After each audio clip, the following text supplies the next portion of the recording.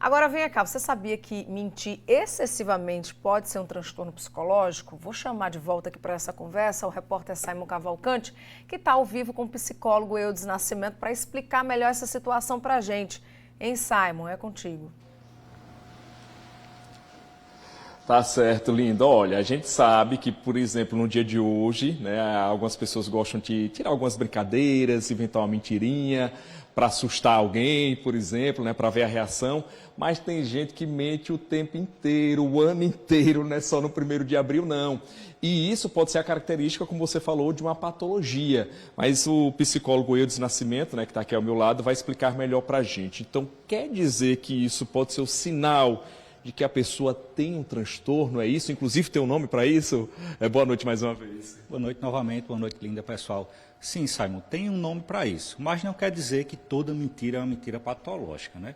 Então, a mentira, ela nada mais é do que uma história inventada.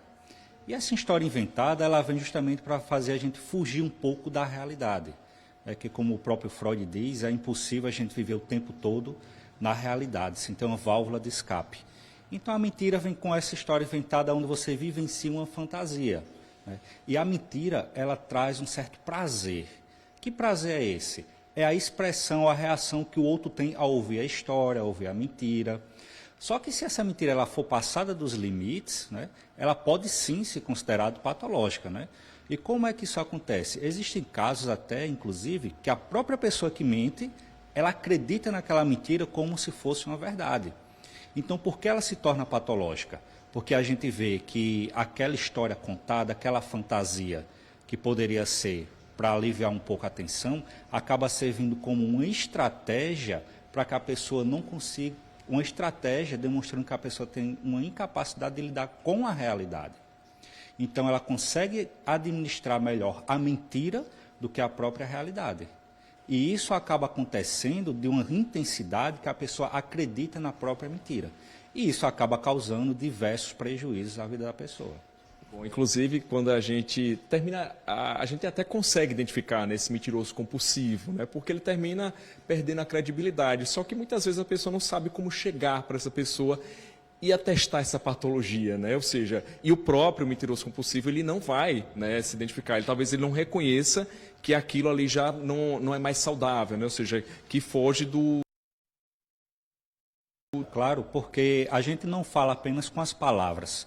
O verbalizar é uma forma de falarmos, o nosso corpo também fala. Então eu posso simplesmente estar contando a mentira, mas o meu corpo está falando a verdade. E não precisa ser nem psicólogo para identificar isso. Então a questão, será que vale a pena eu discutir com aquela pessoa que ela está mentindo? Eu tenho que ver se ela tem capacidade de lidar com a verdade. Porque se ela não tiver a capacidade de lidar com a verdade, com aquela realidade posta, ela vai continuar mentindo. E a partir daí pode reagir com agressividade, com rispidez, com atos de violência e, por último, o ato de fuga. E romper os laços e nunca mais falar nisso. Tem tratamento para isso? Sim, tem tratamento, sim. O tratamento ele deve ser feito justamente a partir de identificar a partir de que momento a pessoa começou a sentir dificuldade ou utilizar isso como fuga. Porque isso tanto pode ser causado por questões sociais ou até traumas, inclusive até da infância. Uma situação traumática que veio a desencadear essa condição.